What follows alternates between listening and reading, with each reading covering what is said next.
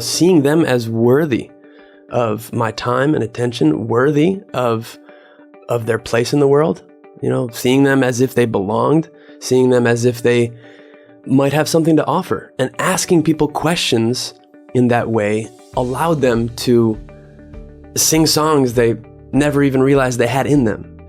And so in seeing people this way, it often had the effect of inviting them to see me that way. And when there was that mutual sort of osmotic flow of respect, even reverence, love is a word that can be used to describe that kind of space. When today's guest, Andrew Forsthoefel, was 23 years old, fresh out of college, he had some big decisions to make about what he wanted to do as his next step.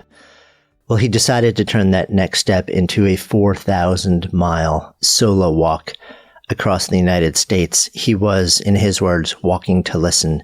He wanted to go and explore and ask people about their lives and their stories and what mattered and who they were, and do it on the ground while processing this, moving his own body and pushing himself physically. What unfolded was an absolutely astonishing journey with stories that changed his life in a really profound way. And he's written into a powerful book called Walking to Listen. And I really enjoyed being able to share in that journey with him and some of his beautiful stories and awakenings. I hope you enjoy his journey as well. I'm Jonathan Fields. This is Good Life Project. Today's show is sponsored by Organifi. They make this really good green juice powder filled with phytonutrients and superfoods. And I love the tear packet version because you can take it on the road, drop it in bottled water, and get all your needs satisfied. With no mess, no fuss, super easy. You can learn more and also get 20% off your first order at Organifi.com. That's Organifi.com. Just enter the code GOODLIFE. Good Life Project is also supported by Bombas socks. I'm wearing them right now. They're super yummy, and every pair you buy sends a second one to someone in need. Go to bombas.com/goodlife. That's BOMBAS.com/goodlife and enter the code GOODLIFE to get 20% off your first order. On to our show. You actually first came onto my radar, I want to say it was either This American Life or The Moth piece. And then it's been fun to kind of dive into your story a little bit. So as we're hanging out here today, you have this amazing journey behind you. You, I guess, graduated college, 23 years old, and decided that you wanted to walk 4,000 miles across the country. And I want to get into that. I want to get into a lot of the why and the what and some of the big stories. One of my curiosities is, before this, would people have known you as the kid who would do something like that? I think my mom would probably say yes. Yeah. And I think some of my high school friends would probably say yes. Why? Well, I don't think they would have known that it would have become what it did become specifically, but I think I always had just the seeds of curiosity.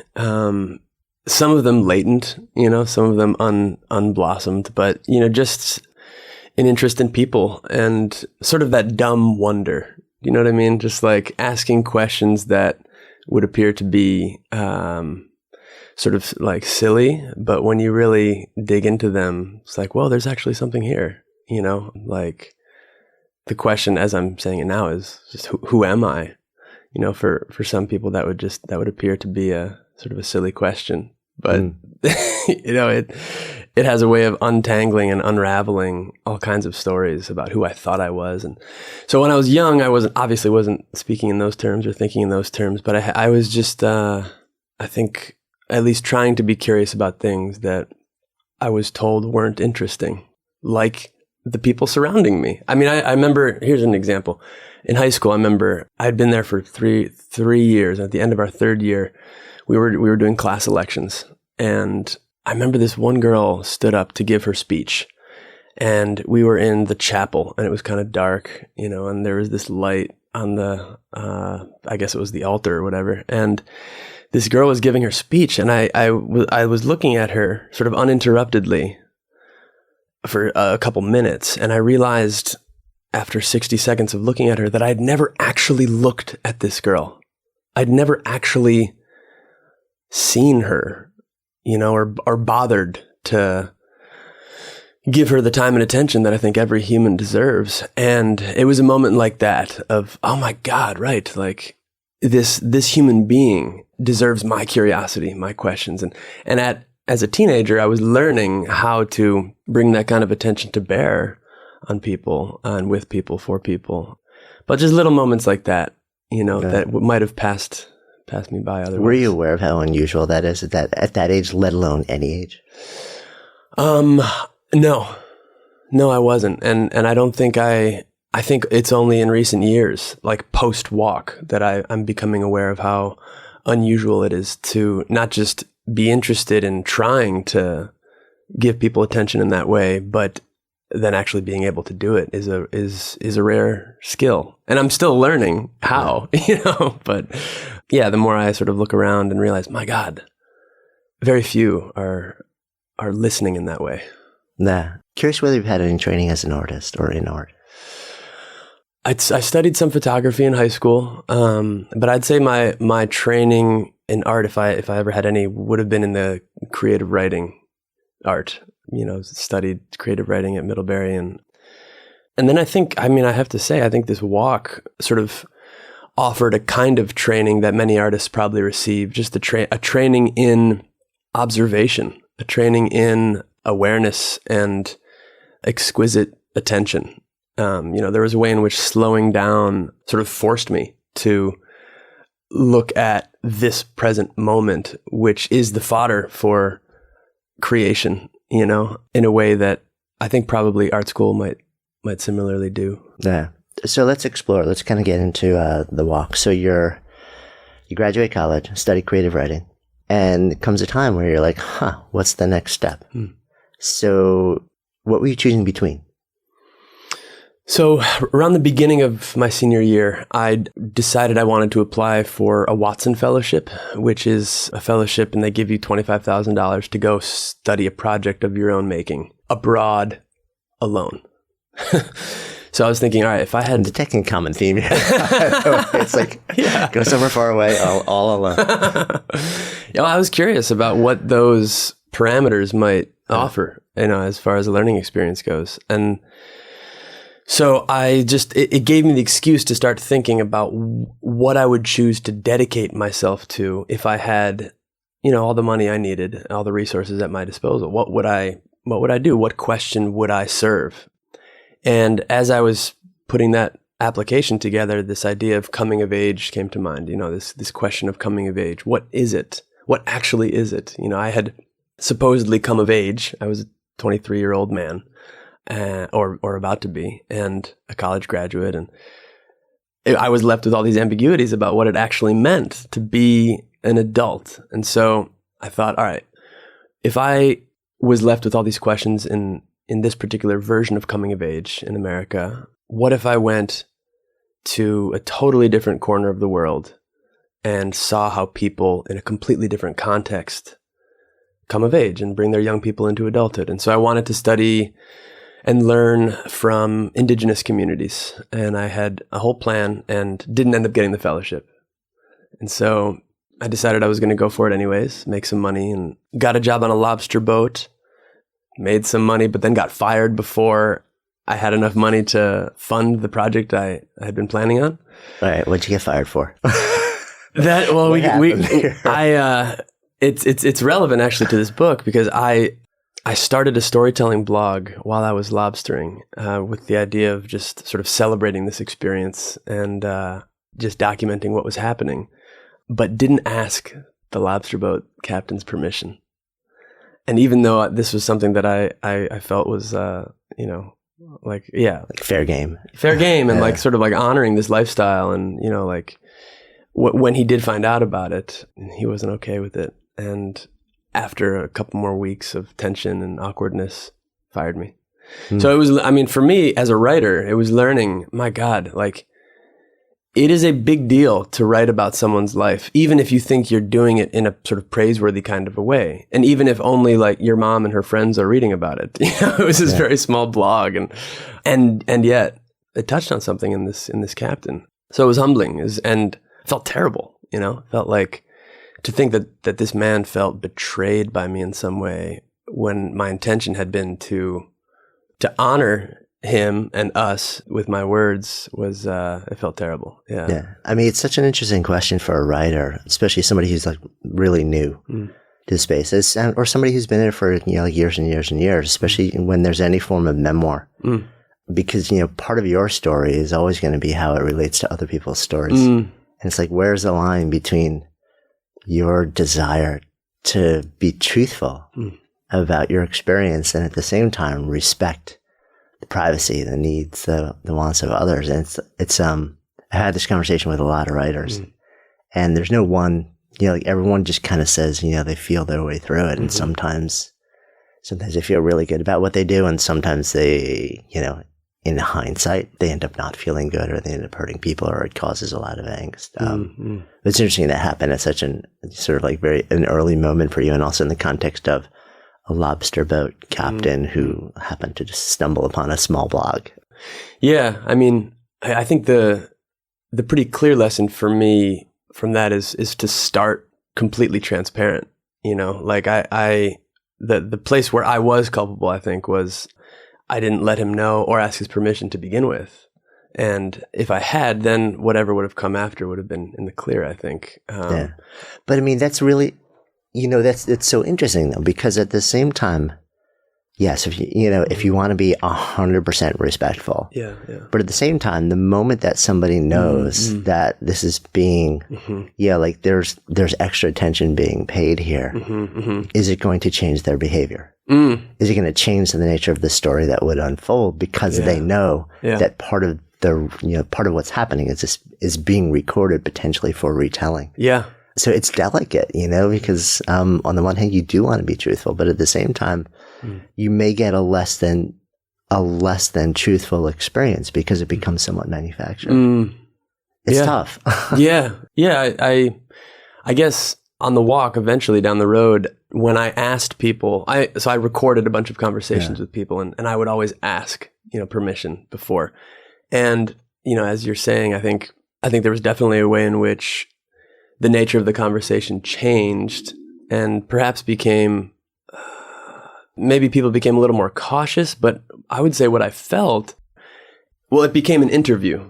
The moment I took out a recorder, it was no longer a conversation, it was an interview, and it allowed people to express themselves and take the full stage in ways that they probably wouldn't have in just a conversation. I gave them permission to do so. And what came out of them after that was often beautiful, and challenging. I think, you might be surprised about what people continued to choose to show me, even as their words were being documented, tender stories, sort of horrifying stories, like real stories. Yeah, no, and I've heard some of those. You produced this beautiful audio documentary where you shared a lot of those stories, which is really moving.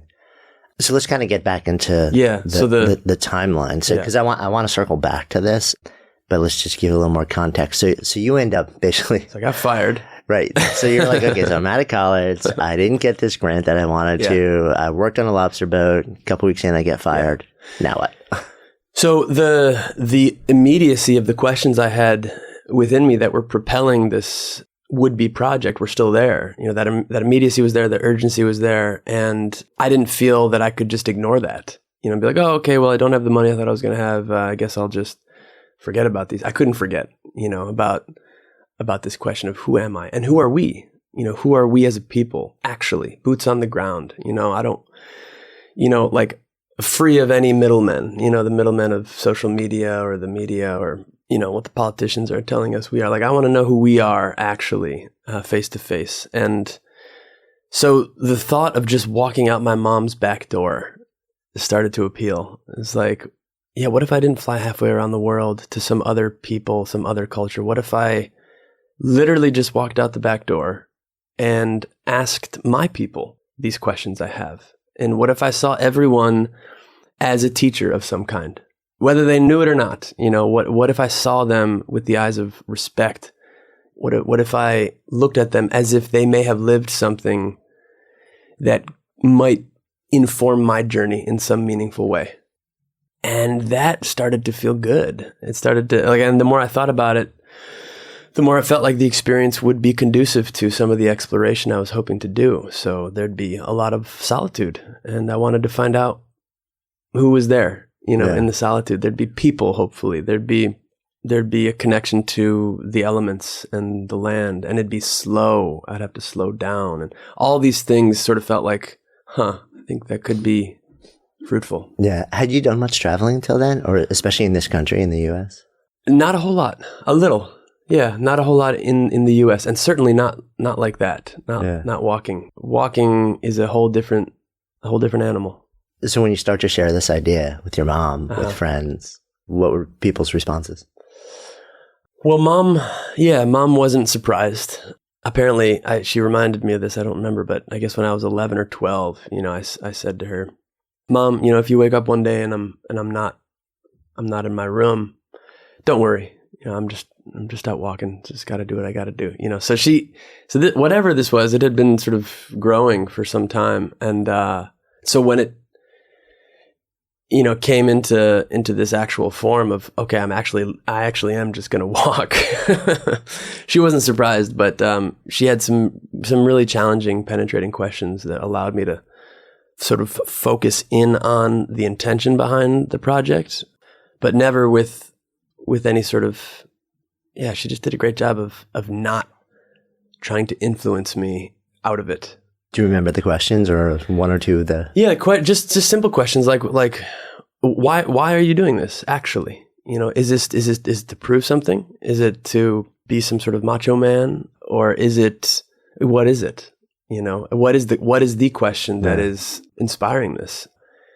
And how are you going to helping me out with some of the details? At first I thought maybe I wasn't going to take any money, and through conversation with her, it became clear that actually I didn't want to be wholly and completely dependent on strangers, because I didn't want to be going into conversations with sort of a hidden agenda of like, hey, I'm listening to your story, and can you put me up? Can I also have like $10? Yeah. Right. Although there was a kind of a radical dependency sort of laced into the project, because I always did need a place to stay. And I had a tent, but I needed a plot of land to pitch it on, So yeah, she was very, very helpful and continues to be. And friends, it all happened so quick. I mean, by the time, so I got fired from that boat, and 6 weeks later I was walking. So it happened, it happened pretty quickly. And I told some of my friends, but many I just didn't have time to tell. So I was out, I know you tell a story of sort of like the day that you left, your mom was telling you that it was an upsetting moment for her. Yeah. Yeah, my God. I mean, can you imagine letting your son go, into the unknown, onto the highway, this like very hostile, dangerous place for a human being? For cars, it's fine, but for a human being, it's like a snail outside of its shell on the highway. And letting your son go into that, I think it was a combination of both, relief that I was doing this thing that I needed to do in order to find out who I was and come home to myself, and terror that it might mean my death, and it just, surrender and resistance and the whole thing. So the way she said it was, "I'm mad at you," with love, not with any manipulation or anything like that. Do you have any kids? I do. How old are they? 15. Yeah. Yeah. I mean, and I'm somebody who, I was a rock climber in younger years. And I had similar conversations with my mom when I would, I'd grab a pack and go up to Colorado and vanish into, these huge bluffs. Yeah. And she would tell me, later she would tell me how, she literally wouldn't sleep, just waiting to hear if I was okay. And I think as a parent, you're always constantly, you want your kid to go out into the world and experience life and explore the big questions and succeed and fail. But at the same time, you have two sort of aspirations for your kid as a parent, I think. One is that they discover who they really are and be happy, build a joyful, meaningful life around that. But before that, I think the primary desire for every parent is for their child to be safe. Yeah. So it's tough because those two aspirations very often battle each other. Yeah. So, I mean, as a kid, I don't think I got it. As a parent, I get it now. And I don't have an easy answer. I don't think anybody does. Was that first night on the first night where you're like, I'm doing this. What's it like for you? Oh, man. Well, it was pretty incredible, actually. I had sort of an amazing day's walk, had this really remarkable connection with 4 homeless Latino guys. And after we had connected and experienced this unusual exchange, I got back on the train tracks. Actually, the first 2 days I was on these train tracks where, a train comes by once or twice a day, very slow. And I wanted to start there because it was sort of quieter than the road. And at the end of that first day, I was looking for a place to camp out. And I didn't want to stealth camp that first day, trespass, so I wanted to get permission to camp out. So I went into this neighborhood off the tracks, knocked on someone's door for the first time. And I'm wearing a big backpack, a sign that says walking to listen, with an American flag on one side and an Earth flag on the other. And I'm wearing a cowboy hat. So I stick out, and I'm knocking on this person's door. And I sort of see someone in the side window curtain, move, and they never did answer the door. So I go to the next house, and this young mother opens the door with a baby on her hip. And I explain, hey, I'm Andrew. I'm walking across America, listening to people's stories. Day 1. I'm just looking for a safe place to camp out. Could I pitch my tent on your lawn? And she said no. But she said, my neighbor might help you out. So she passed me off. And so I knocked on her neighbor's door. And I saw as I was walking up that she had a yoga bumper sticker on her car. And my mom's a yoga teacher. I was like, okay, this might bode well. So you're like, namaste. Yeah, exactly. And she opens the door and I do my little thing and she goes, oh, sure, yeah, go ahead. And then come on in. I'll, got some dinner and get you some water. And we were sitting there chatting at her table and I asked her about the yoga sticker. And I said, are you a yoga teacher or whatever? She goes, yeah. I was like, oh my God, my mom is too. And she looks at me and says, is your mom Therese Jornlin? And that is my mother. And somehow Alice and Donnelly knew my mom. They were colleague yoga teachers and hadn't met each other yet, but had been sort of trying to for a couple of years. And I had synchronistically ended up at Allison's house of all places. So it felt like a good omen, and that first night, all of the fear about how is this going to go? Where am I going to stay? It just feels impossible that this could, work. All those fears were sort of eased by that. Yeah. I got to imagine walking up to that first house, though. Must have been a bit terrifying. Yeah, my God. Yeah, what are they going to say? What are they going to do? Right. How are they going to judge me? Or are they going to scream at me? Or what are they going to think of me? I mean, it was a practice in vulnerability and also in recognizing my dependence, the ways in which I just simply can't live my life alone on my own. And how, if I ask for it, support is there somewhere. I got, people said no plenty of times, but they also said yes. And when they said no, something else happened, At some point, did you get fairly inoculated to the no's? I became better at receiving no, took it less personally. It's it's fine. You don't need to say yes. It's okay. It was always a little, I respected the no, but I was also always a little sad about it because I had seen what was possible when people said yes. Not just okay, I got to camp on someone's yard, but the connection that would often follow and the exchange of stories and sometimes the making of love, really. With people who had been strangers just hours before, as we're going to bed saying, good night, I love you. Tell me more about that.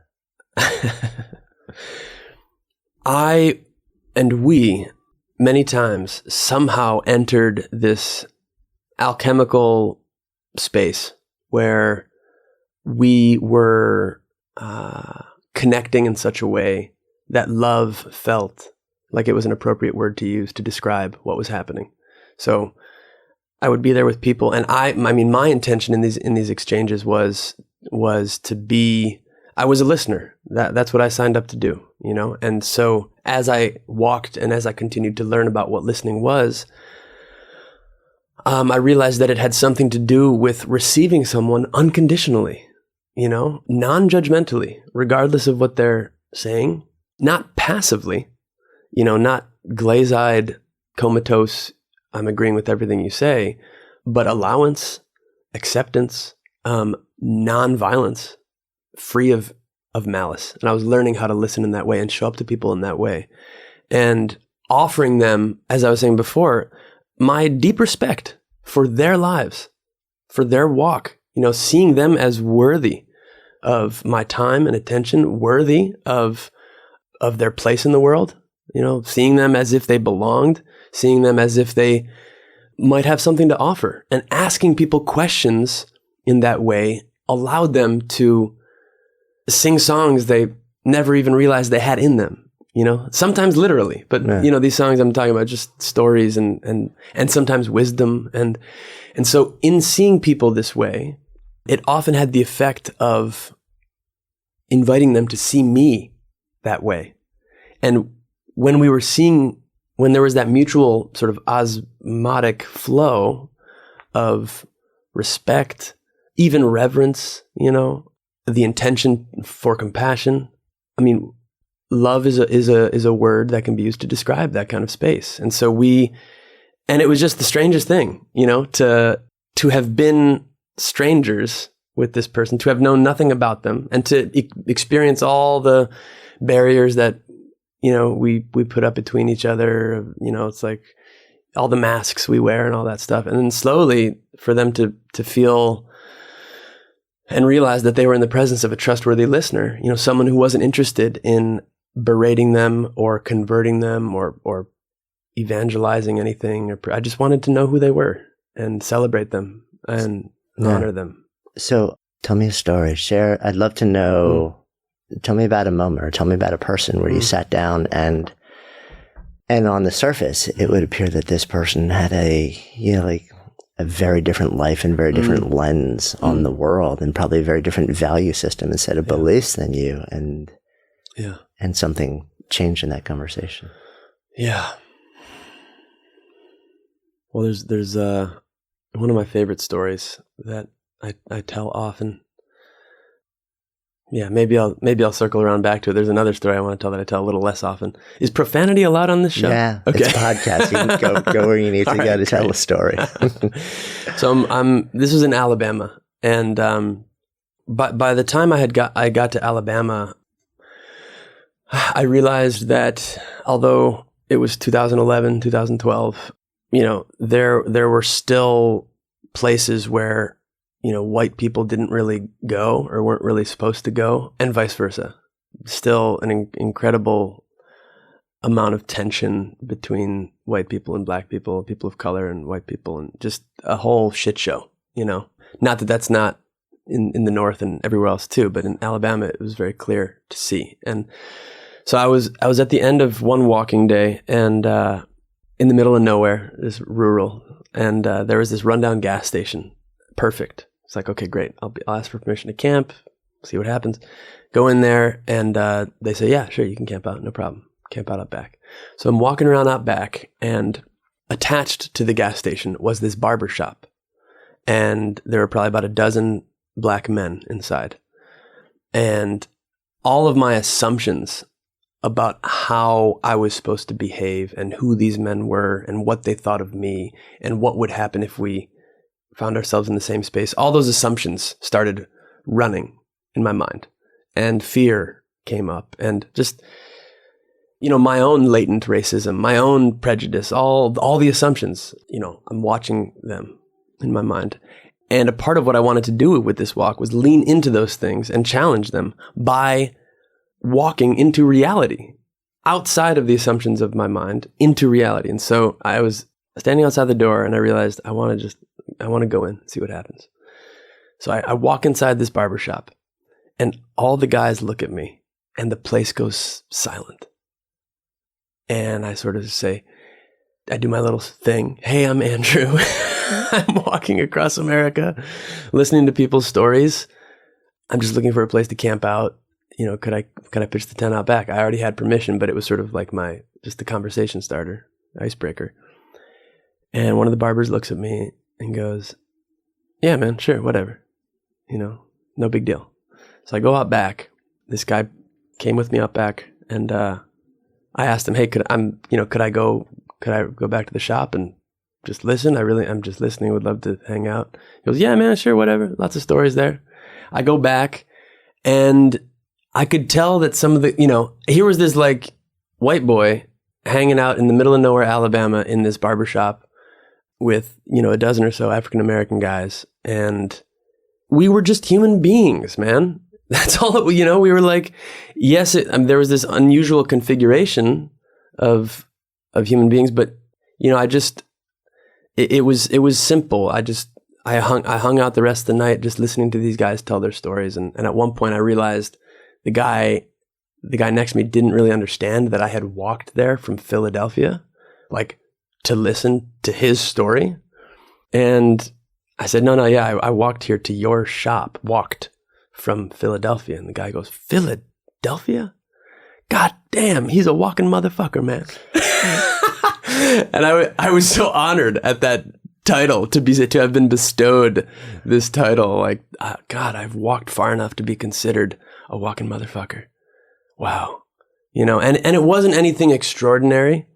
It wasn't anything, there were no fireworks to this, no one said I love you that night, but it was just these human beings who might not otherwise have had the opportunity to interact because of the various social scripts and formulas that most of us follow so vigilantly and fearfully, because there was this moment of transcendence of just, okay, let's just put ourselves out there. I put myself out there. They put themselves out there by allowing me to stay. And then we had a good time, There's moments like that. And I've got a couple others. Maybe we'll see which ones come out over the course of our time. Yeah. Right now, I want to share a little bit about today's sponsor with you, Bombas Socks. We are ridiculously excited to partner with Bombas. I'm actually wearing a pair right now, and I can't even tell you how yummy they feel on my feet. In fact, the entire Good Life Project team is just a bit obsessed with these socks. Turns out Bombas spent something like 2 years totally re-engineering the way socks fit and feel, and it was absolutely worth it. And by the way, this is coming from someone who loves bare feet and has been almost absurdly difficult to buy socks for. Also, every pair that you buy, Bombas gives a second pair away to benefit someone in need. So the company has a bigger social mission beyond making your feet feel awesome. So head on over to bombas.com/goodlife. That's BOMBAS.com/goodlife and enter Good Life at checkout to get 20% off your first order. Good Life Project is also supported by Organifi. So one of the awesome parts of my quote JOB over here at Good Life Project and as an author and as a speaker is that I hit the road and I travel a fair bit. I love to eat really healthfully. I love whole foods. I love a ton of vegetables with their phytonutrients and superfoody type of stuff. And I have to confess, when I'm on the road, it's not the easiest thing for me to satisfy those needs. And I really hate kind of wandering off and eating all sorts of junky stuff, but sometimes I have to. That's why I love the product from this week's sponsor, Organifi. They make an organic green juice powder, which either comes in a little container or they have these awesome little travel packets. I keep a couple of these tear packets in my bag. When I'm on the road, I tear one open, I throw it in my bottle of water, shake it up, and I've got everything that I need. I basically got my vegetables covered for the day, and it tastes good. It's great for you. You can't really ask for a whole lot better than that. So you can check it out if you want. All you need to do that is go to Organifi.com. By the way, that's spelled ORGANIFI.com. And enter Good Life, and you'll get 20% off your first order. Go check it out, guys. Super cool. All right, back to our show.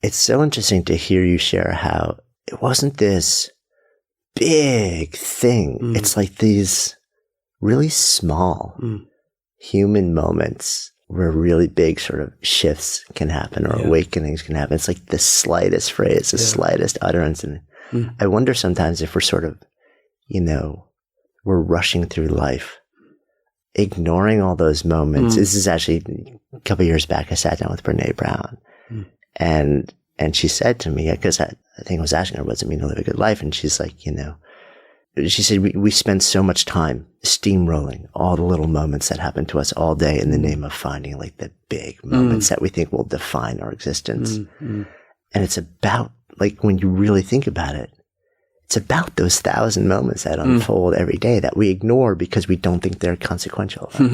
Yeah, God. And what a tragic and hurtful thing to do to whatever it is or whoever it is that's offering themselves to you in that moment, just to steamroll. I think about it in terms of like just the present moment in general is constantly offering me something, offering me a gift to experience. And for me to slap it away or to steamroll it away and say, this is what you're offering me? This isn't it. This is dog shit. It's like whatever this is, I don't care. I don't want it. It's something else. Like what a harsh thing to do to someone or to something. And I'm interested in receiving what is being offered me now. You used a phrase earlier. I think it was exquisite attention. Yeah. I want to come back to that because that's really what we're talking about here. Yeah. It really is. It seems like, I'm curious, I'd love to hear more from you around this, that, one of the things you were in search of, or one of the skill sets that you had been cultivating was this sense of exquisite attention, like not looking for the next hit. Yeah, right. But saying like, this moment, this person, this conversation is the only hit. Yes, exactly it. I mean, I have experienced myself how much suffering within myself comes from believing anything else. The suffering of believing that, this conversation I'm having with you right now isn't quite it. Or like there could be some other better conversation I could be having somewhere else. I mean, that's called suffering, or like, you, Jonathan, like, there could be someone else who would be asking me better questions or we could be going deeper. What a hard thing to believe. Even as I'm saying it, I feel the pain of it, the violence basically of it. And just in little moments with myself too, like to be believing that, whatever thought or emotion is arising, that it's wrong in some way and that there might be something better out there. That just is like the definition for me of suffering. Unnecessary, hellish, fruitless suffering. I mean, there's suffering from which I think meaning and wisdom can arise, but there's this other kind that's just hell, basically. And not just my own personal hell, but the violence against another, as I was sort of saying, like here with you, like what a harsh thing, what a hurtful thing to believe that this moment and all of its constituent parts, including the people who are a part of it, aren't quite it. I think this whole, I think it speaks to FOMO, this idea and that's the exact, like, that's the phrase that is so sort of popular these days. Right. And it seems like it's so much how we live our lives, especially with, everything always comes back to social media right now because, we're sort of comparison, like driven beasts. Mm-hmm. So like, as we sit here, so many of us have now become trained, to seek the next dopamine hit, to see what better things might be happening outside of this moment, this conversation. Yeah, right. And we're almost trained so that our default state is to fear not participating in something that just might be better. And how could that not be anything but suffering? Yeah. You describe different types of walking. Break that down for me. Yeah, as I walked, I began to realize that walking was so much more nuanced and intricate than this one catch-all term sort of suggested it was. Walking. Just walking. I mean, the more I did it, 20 miles a day, 25 miles a day, 15 miles a day, just day after day after day, I realized, oh my God, there are so many different kinds of walking, and they depend on the weather and the temperature and the thoughts that are running through my mind and the conversations I had that day, and they all result in a particular flavor of being, and so it's not just, really it's, so I would, there's fear walking, there's hurt walking, there's high walking, float walking, weep walking, rage walking, I just enjoyed sort of putting words to each one and sort of like defining it, but it's really no different than, the sort of fluctuations that any human being experiences throughout the course of a day. Man. Yeah. Had you done the identical trip? You had gotten yourself from moment to moment, conversation to conversation, place to place, in a way other than walking, or a way other than than your own physical mobilization, like if you were driving. Do you think it would have been a very different experience for you? Absolutely. Yeah. I mean, the walk, so the physical engagement with the world that the walking enabled, I think was its own exploration of what it means to be me.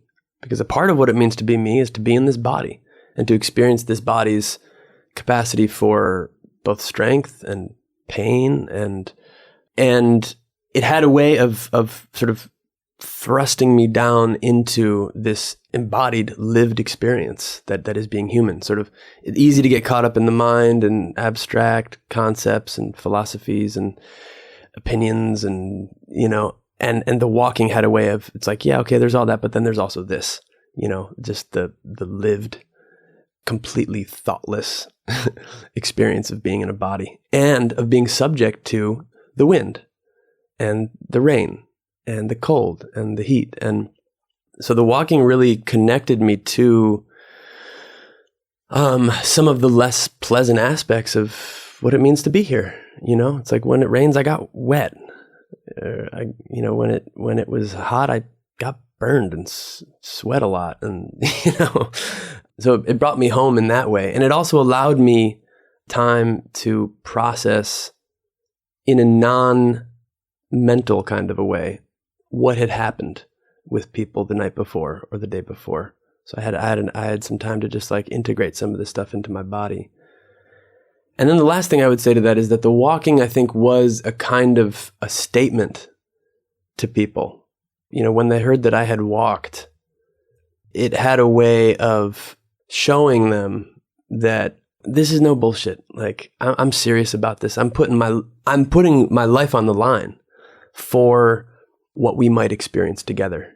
And that meant a lot to a lot of people. Not everyone, but I remember I got to meet the first African-American mayor of Selma. He was a former mayor at that time, and he took me out to dinner. And he shared with me all these stories and insights he had. And as he was driving me back to where he had picked me up, I said, thank you so much. I can't really believe this. And it's almost like it's too much. Like, what did I do to deserve all this? And he said, you walked. You cared enough to sacrifice for us. And not just for us, it was for me too.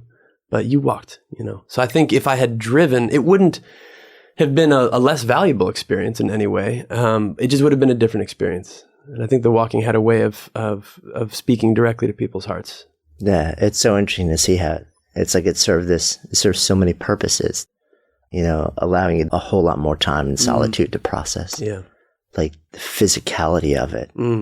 It just, when you're processing emotion, thoughts, ideas, it's different when you're sitting versus like your body moving. It's a profoundly different experience. I think it gets into us very differently. And it's so interesting also to hear you share how you were perceived in a way as being like more serious, more quest driven, more invested in a level that very likely opened people to maybe inviting you in and maybe even being more real. They're like, this guy he's just walked 2,000 miles through a lot of stuff to be here with me, and he's asking me, tell me about yourself. Like, the least I can do is be real too. Right. Whereas if you showed up in a car, it's like, hey, I got a microphone. I'm collecting stories. I have to imagine it would be a really different conversation. Yeah. Yeah. I was vulnerable. I think that's a big part of it. I was, and we all are really at all times, but I was really immersed in that vulnerability in a very obvious way that people recognized, like consciously or not. And I think my willingness to be vulnerable, even just by walking, but also in conversation, became an invitation for them to be vulnerable too. And a lot of them took me up on the invitation. Tell me about a time, whether alone or with somebody, where along this 4,000 miles sojourn you were moved to tears. Well, many, many times. Yeah, it was almost like I was reclaiming my capacity to weep and to feel in that way, a capacity that was sort of stunted or suppressed by this narrative that men aren't supposed to cry. Crazy, a crazy story, and with tragic ramifications. So I was sort of reclaiming that ability just by being alone and having all that space and, movement, as you were saying. And so there was one time where I was in Texas and the plains, the Panhandle, and this huge semi truck pulled over at one point. And I thought it was just because it had to, I don't know, it had a problem or something. And I kept walking. And then I heard on the wind this guy's voice, excuse me, sir, excuse me. And I looked back and the trucker had gotten out and he was walking toward me on this busy highway on the shoulder, big pot belly. And he was holding in his hand above his head this Gatorade. And he had another one cradled like a baby in his other arm. Excuse me, sir, what are you doing? And I told him what I was doing. And he goes, oh my God, here's some Gatorades. I thought you might need them. You've been walking my route for the past week and I've seen you over and over again. And finally I saw you and was able to pull over. And I can't believe you're doing this. And he just got so excited about what I was doing. And he said, do you like popcorn? I said, sure. He goes, come on, I'll give you some popcorn. He got into we walked over to his truck cab, got into his truck, and a big, light, like human-sized teddy bear was buckled into the passenger seat. Just getting a little glimpse into who this man is, and he pulled out this big sleeve of popcorn, gave it to me, and said, well, you're going to be walking my route for the next week or so, and you can count on a cold drink every time I pass. And over the course of the next week, twice, he pulled over at gas stations ahead of me and said, hey, this kid's coming through, he's walking, get him whatever he wants, it's on me.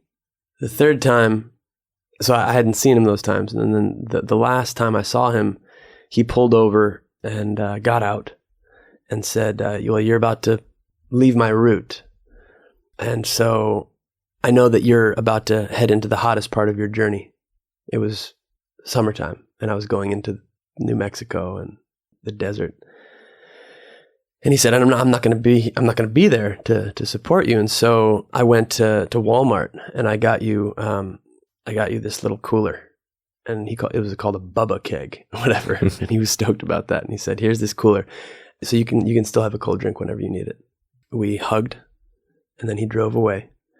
And at that time, I was pushing my stuff in a baby stroller, and I knelt down to lash the cooler to the baby stroller, and burst into tears.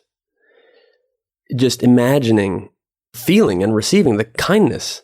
This guy he had been thinking about me, thinking, oh my God, okay, Andrew, here's this guy. I mean, that he had pulled over to begin with, and then that he had done all these other things, and then thought, my God, he's going to be going into this heat.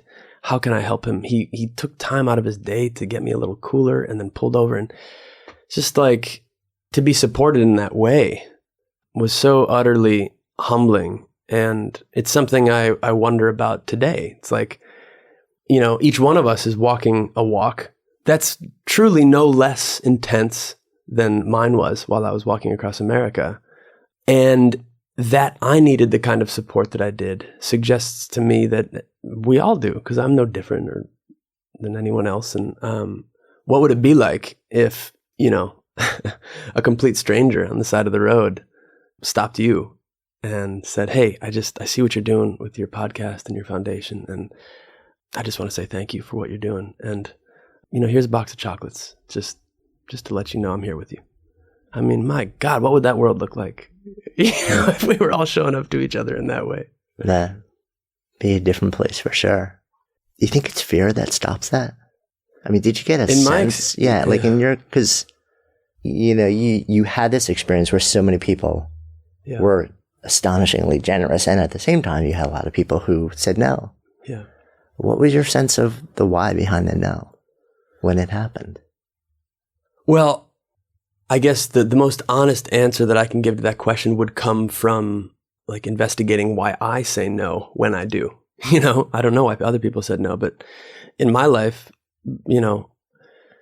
when I see someone asking for help or intuit that they might need it in some way, I think what keeps me from showing up to them in that way is this belief that, I don't have the time to show up to them. I don't have maybe the money to show up to them. This feeling of scarcity, that there might not be enough or that I have something better to do. Just getting caught up in a story that there's something more important to be doing at that time. Sort of a similar like FOMO thing. It's like, okay, well, here's this opportunity to shake someone's hand or just look them in the eyes or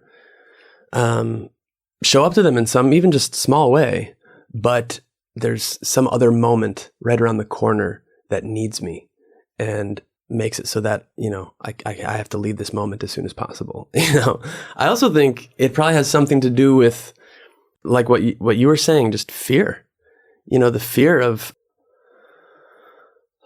God, just intimacy, really, the fear of, there's like just the self-absorption, but also the fear of, I'm afraid to just look in your eyes, and also to be seen, because how might that change me?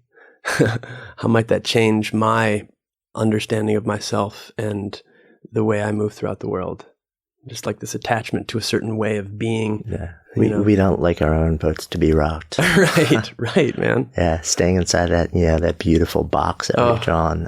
So comfortable. This safe place. Yeah. Yeah. When you finally get to the Pacific coast, there's a beautiful moment as you wrap your walk. Would you share that? Which one? When you're by the water. Yeah, sure. So 2 Navajo men who had met me at the end, or while I was walking through Navajo reservation, asked if they could help me finish the walk. And I said, of course. And they drove out however many hundreds of miles it is to be there for me. And Chris and his brother Michael met me at Half Moon Bay where the sand began.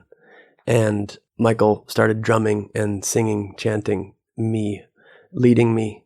And Chris was sprinkling a path of corn pollen in front of me. And that's when I started weeping, at the sound of that and the support of that. And there was this big group of people waiting for me. And my father was there, my stepmother was there, and my mother was there. And friends and also strangers, random people who just happened to be at the beach on that day. And Chris and Michael led me out into the center of this circle. And I got to receive the experience of being seen in my naked magnificence and in my vulnerability. And I'm sobbing right there in front of all these people, and just held by these people. Went around and embraced everyone and went down to the water where James, Chris and Michael's father, was waiting for me.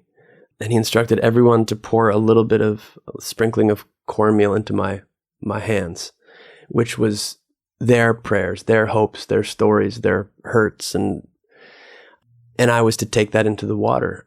This walk wasn't just for you, son. This walk was for us. And there is a responsibility here to remember that you weren't just walking for you. And he said, when you walked through our land, I called you Boy Who Walks. And now you have a new name, and it's Hastin Niha Nagahi, man who walks for us. And that's who walked into the water. And that's the name I'm trying to live up to every day, to live in such a way that it's for us, not just for me, like man who walks for us. And that's the invitation we all have to become. It's like woman who walks for us. How would the world be changed and transformed if we were all attempting to live in that way? And even in just the small ways that we've been talking about, how would this moment change if I had the intention to serve in some way, or if I were listening to the question, what's being asked of me here? Not what can I get from this, but what is being asked of me? And so that was the beautiful moment that I'm continuing to try to remember, as best I can, and try to live up to. And it's a path that I'm finding is filled with failure, but and that is sort of one of my curiosities, is when you move through something that is so intense, so deep, so transformative, that unfolds over a long period of time, and then you wake up the next morning and it's over. Mm-hmm. Yet, so how do you live differently in the world? Like, can you carry pieces of that with you in a way where the most important awakenings travel with you, or do you slowly sort of fade back into the pace of everyday life? Both. Yeah. I think for me that's the invitation, is like, can I remember that actually the walk didn't end? It really didn't. Yeah, sure. The way in which I'm walking is different now. I don't have a sign on my back that says walking to listen. I do have, bills to pay and obligations to show up to, but this moment is no less mysterious and extraordinary than the moments I was experiencing on my walk. Like, can I show up to you, Jonathan, in the way I was showing up or trying to show up to people on this walk? Because you aren't any less worthy of that, so the nothing changed. And the only thing that I think is like tempted to change is my own perception, my own perspective. And so for me, it's a practice. Every moment is, and it's an apprenticeship. It's work. It's a labor to show up to others and to reality in that way. And I think it is more challenging in some ways now than it was on my walk, because again, I don't have this sign that says I'm walking to listen, and people don't see me in that way. But I think that's the sweet, juicy challenge. Like, can I continue to walk in that way and just be a living invitation for connection and for love, without the sign. Mm-hmm. And man, it's hard, and it's frustrating. I feel, every day it's like I see the ways in which I struggle to do so. And again, having experienced what's possible with strangers and also with people I thought I knew, it does kind of hurt a little, every time. Like even on the elevator ride up here, there was a woman, one of your neighbors, I assume, we were in the elevator together. And I was like, this could be one of those moments. Like, what's a question that might spark even just a little thing? And man, I couldn't think of anything. I was just too tired. I don't know. And it's New York, so and it's New York. People are like, if you ask anyone anything, they're like, what do you want from me? Which is like a whole nother conversation, but it's a good point to come full circle. So as we sit here, having a wonderful conversation, the name of this is Good Life Project. So if I offer that phrase out to you, to live a good life, what comes up?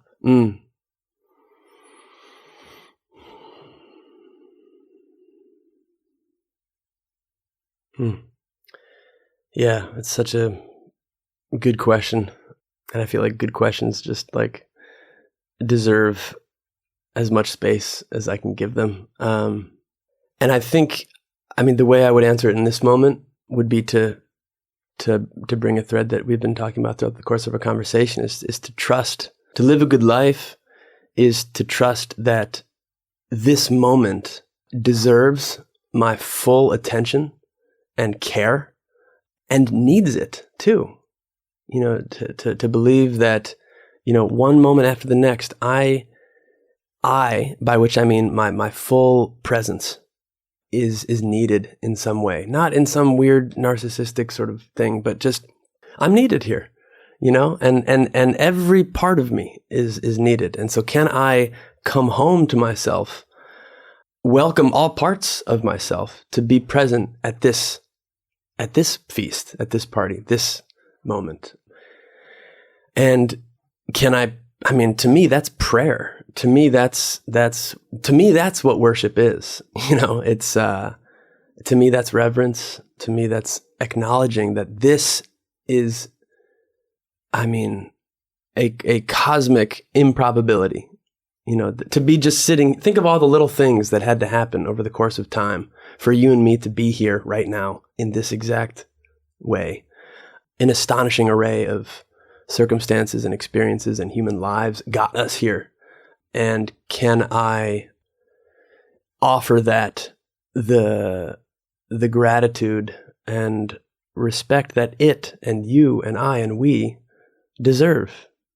I'll just finish this with a little line from a hymn that I sing every once in a while. And the first line is, "Forgive the song that falls so low beneath the gratitude I owe." It's like, God, when you start to think about all the things I should be grateful for, I couldn't possibly sing a song that would live up to the heights of that gratitude. And yet I'm going to sing anyways, because I have to. That's all I can do is sing my little song, And so I think showing up to the here and now and everyone who's a part of that is what it means to live a good life. Thank you. Thank you, Jonathan. Thanks so much for listening to today's episode. If the stories and ideas in any way moved you, I would so appreciate if you would take just a few extra seconds for two quick things. One, if it's touched you in some way, if there's some idea or moment in the story or in the conversation that you really feel like you would share with somebody else, that it would make a difference in somebody else's lives, take a moment and whatever app you're using, just share this episode with somebody who you think it'll make a difference for. Email it if that's the easiest thing, whatever is easiest for you. And then, of course, if you're compelled, subscribe so that you can stay a part of this continuing experience.